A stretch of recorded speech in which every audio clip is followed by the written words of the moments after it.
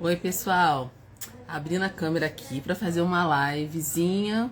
Não sei até que hora que eu vou fazer. Eu posso interromper a qualquer momento, porque eu tô com a minha netinha aqui em casa e ela não para. Mas eu quero dar assim algumas dicas de alguns livros que eu amo, tá? Livros que eu amo. Como vocês sabem, eu sou professora, né? Há mais de 24 anos na rede pública. Sou professora do ensino fundamental. Mas também sou especialista em literatura infantil e juvenil.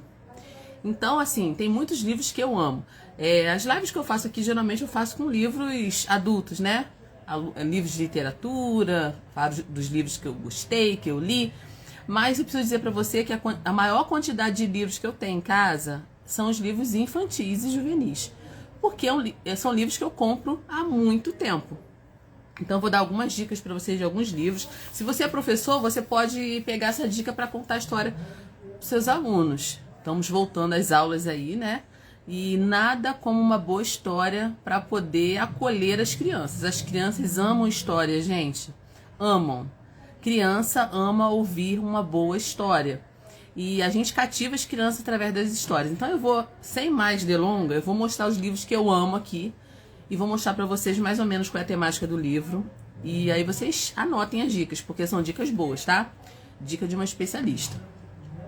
Se você quiser ver uma baleia, esse livro é simplesmente lindo. É um livro da Pequena Zahar, é um livro que prende. É um livro encantador. É um livro que começa de uma forma bem despretensiosa. Um menino quer ver uma baleia, mas olha como começa a história. Começa um menino na janela, olhando pela janela, né? Poxa, o menino quer ver uma baleia olhando para a janela, mas você vai entendendo a história a partir do momento que você vai contando. E isso vai pegando as crianças, tá? As crianças querem saber, tá? Ele fala assim, se você quiser ver uma baleia, vai precisar de uma janela e de um oceano. Aí vai aparecendo, né, as coisas, né, que ele vai falando. Você também vai precisar de tempo para esperar, de tempo para olhar, de tempo para pensar. Será que é uma baleia? Olha só, gente. O livro é muito, muito, muito lindo mesmo. De tempo para perceber, não é uma baleia, é só um passarinho. E ele vai contando, e ele vai te prendendo, a história vai te prendendo. Se você quiser ver uma baleia, você vai precisar de uma poltrona não muito gostosa, de uma coberta não muito quentinha, porque olhos com sono não enxergam baleias, e baleias não esperam para serem encontradas. Aí ele vai explicando, né, para o leitor, se ele quiser ver uma baleia, do que ele vai precisar. Se você quiser ver uma baleia, vai ter que ignorar as rosas, com todo o seu cor-de-rosa, toda a sua delicadeza, toda a sua rebeldia e balanço, porque as rosas não querem que você observe baleias, ou esperando por, ou pensando em coisas que não sejam cor-de-rosa, e coisas que não sejam delicadas, e coisas que não sejam rosas. Aí aqui aparece um menino, né, olhando para a rosa. Tipo assim, se você ficar entretido com as rosas, você não vai ver a baleia. Se você quiser ver uma baleia, aí as imagens te remetem, tá, gente? Porque a imagem aqui conversa com o texto. Se você quiser ver uma baleia, não olhe, nem procure no horizonte, não. O navio que desliza com a bandeira que tremula, não. Aí ele vai te prendendo, tá? Por quê? Possíveis piratas não vão ajudar em nada quando você está esperando por uma baleia. Aí ele vai... Gente, o livro vai te prendendo até o final, tá? E no final tem uma surpresa. Eu não vou contar aqui, mas essa dica de livro aqui, se você quiser encantar uma criança, prender a atenção de uma criança e mostrar para ela que é muito importante ela ter foco, né? Se ela realmente quiser alguma coisa, ela precisa de foco. Isso é contado através dessa história aqui e outras possibilidades de leitura, porque você sabe que a leitura ela é muito interior e muito subjetiva, né? Cada um que entra em contato com a leitura, ele ou ela sente de uma maneira diferente. Mas essa dica aqui, gente, é ótima, tá? Esse livro aqui foi aclamado pela crítica e pelo público. É um best-seller internacional, tá? E essa edição aqui, capa dura, as imagens são lindas, é uma dica maravilhosa, tá? Uma outra dica que eu gosto de dar também, de um livro que me prendeu, que é um livro lindo, é Colo de Avó, da Rosiana Murray. É um livro totalmente poético, você vê aqui pela capa, que já tem essa vozinha aqui cheia de netinhos. Espera um pouquinho, meu amor, espera um pouquinho, tá? Ó, cheia de netinhos, inclusive eu tô aqui com a minha neta, né, gente? Ela já veio aqui me atrapalhar um pouquinho, mas normal. Aqui, ó, a foto da contracapa também, ó. E aqui são várias poesias, tá? Do mundo de avó mesmo, tá? Flores, jarro azul, pirata, passarinhos, máquina de costura. Essa me pegou, me prendeu. Olha que linda. A imagem e as poesias são lindas. Então, você sabe que a poesia também é um ótimo recurso, né? Para atrair a atenção das crianças. E para o vocabulário da criança é maravilhoso, né? A imaginação da criança é maravilhoso. A poesia é maravilhosa, principalmente nos primeiros anos escolares, né? Os primeiros anos que a criança está na escola, é muito importante você ler poesia com ela. Então esse livro aqui é uma dica maravilhosa, Colo de Avó, da Rosiana Murray. Uma outra dica de um livro que eu amo também é esse daqui, ó. Um Porco Vem Morar Aqui, da Brink Book. Esse livro aqui a gente trabalha com a questão do preconceito, né? Porque é um edifício, moravam muitos animais ali, e vem um porco morar no edifício. E o que os animais pensam? Poxa, um porco vai ser porco, vamos dizer assim, né? Vai ser sujo, vai sujar o apartamento, não vai ser legal ter um porco morando aqui. E eles atribuem ao porco, o porquinho, né, que vai morar ali, algo que o porquinho não é. Então eles vão descobrir aqui, entendeu?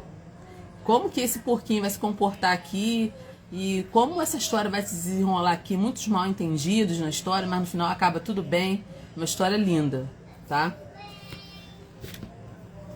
Para os maiorzinhos, alunos que já estão numa faixa etária maior, tipo 5º, 6º, 7º ano, Hora da Vingança, que é um livro, mas é todo em quadrinhos do Calvin, né? Calvin é mais para os adultos, né? Quem já comprou jornal, pai que comprou jornal, que meu pai comprava jornal, né? A gente é da época do jornal, né? Tenho mais de 40 anos, então vinha a historinha do Calvin no jornal, né, gente? E eu amava o Calvin. Eu esperava o meu pai trazer o jornal só pra ver as historinhas do Calvin no jornal. Esse livro aqui reúne várias histórias, A Hora da Vingança. Maravilhoso. Os alunos maiores, 5º, 6º, 7º anos, amam.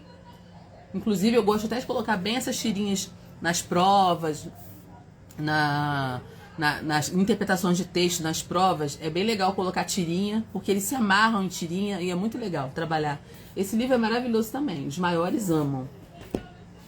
Um livro também que eu amo, da Cora Coralina, As Cocadas. Esse livro é muito sensível. É um livro maravilhoso, gente. As Cocadas de Cora Coralina tem tudo a ver comigo, a minha infância, né? A minha avó fazia muita cocada, muito doce. Esse livro aqui me pegou pelo pé por causa disso. Essa menina aqui é uma menina muito sensível. E as crianças ficam apaixonadas pela história, se identificam muito com o que acontece com ela aqui nessa história. Então é uma ótima dica. Uma outra dica para os maiores, alunos maiores, eles amam mitologia, eles amam, gente. Aqui, ó, As Aventuras do Odisseu, várias histórias. Tem uma aqui que é maravilhosa, que as crianças gostam muito, que é do Ciclope. Já contei várias vezes em várias turmas. Eles são apaixonados, ficam querendo ler o livro inteiro, porque a mitologia faz parte da nossa cultura, né? Então, esse livro aqui é maravilhoso, com várias histórias maravilhosas que os adolescentes amam, tá? Então, é uma ótima dica aí pra você trabalhar na sua sala de aula. Pássaro na Gaiola, Van Gogh. Gente, só tem livrão aqui, tá? Só livro maravilhoso. Van Gogh foi um pintor, né? Todo mundo já conhece bem as obras de Van Gogh. Ficou famoso só depois que morreu, né? Ninguém dava muita confiança para ele quando ele pintava. Morreu abandonado, morreu num lugar esquecido. Mas ele escreveu muitas cartas pro seu irmão, Theo. E uma dessas cartas virou um livro, tá? Ele é da Pequena Zaá. O livro é simplesmente maravilhoso. É uma das cartas dele que vira livro. A história é maravilhosa. Fala de um pássaro preso na gaiola. A história dele, a história desse pássaro. Maravilhoso. Deixa eu ver mais um aqui. Esse livro também as crianças amam. Eu sempre faço suspense na hora de contar essa história. O Matador. Eles acham que, meu Deus, que história é essa, o Matador? A história é soberba. A história fala de um menino que matou um passarinho, de como isso mexeu com o emocional dele. As crianças amam esse livro, é uma história forte, tá? Não quero enganar ninguém, é uma história forte, mas é uma história muito legal para as crianças, tá? Elas se identificam bastante com as emoções desse menino aqui. Ele fez uma coisa que todo mundo estava fazendo, que era matar passarinho, mas isso mexeu muito com o emocional dele. Esse livro é maravilhoso para trabalhar com as crianças em sala de aula, principalmente nesse tempo de tantas maldades, né? A gente está acompanhando aí o que fizeram com aquele cachorrinho, né? Então, um tempo de tanta maldade, esse livro aqui vem para transformar, né? Vem para chamar a atenção das crianças em sala de aula, conversar sobre isso. Aqui minha neta aqui, ó, querendo me atrapalhar.